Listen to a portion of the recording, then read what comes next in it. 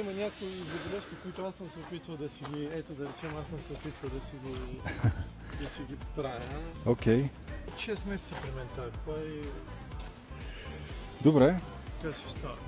Тук да, пак съм правил някакви... Си бях купил един коректор, тук да речем прекалено сложих. После се опитам да го... с пръст да го направя, то стана още по-нито. Тук виждам, че също има и така. Да, то тук си имаше такава дръскотина, която си беше доста фрапантна. Аз като Да. да кажа, защото те от шатите докарват.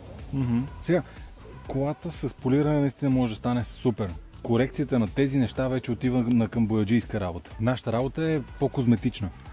Да премахнем дръскотините, да махнем сега както блести слънцето, нали виждате как стои като паяжина. Нашата работа е да ги махнем тези неща. Препоръчваме да сложим някакво защитно покритие отгоре. Бяхте ни пуснали запитване през сайта и аз ви се обадих оттам. Делник, ако се чуем перфектно, ще направим план за седмицата. Добре, благодаря. Нещо дължа ли сега за... Не, моля ви.